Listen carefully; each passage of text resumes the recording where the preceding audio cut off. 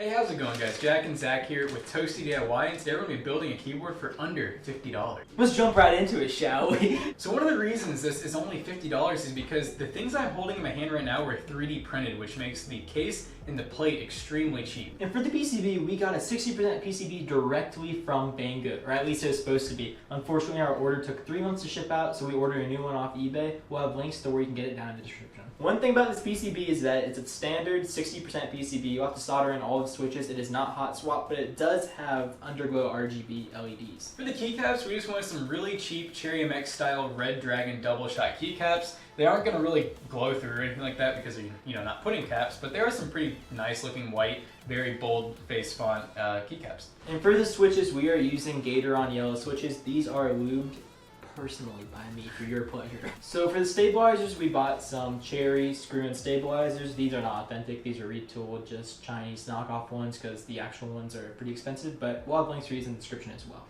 So now we're going to cut to some time lapse of us actually building the keyboard.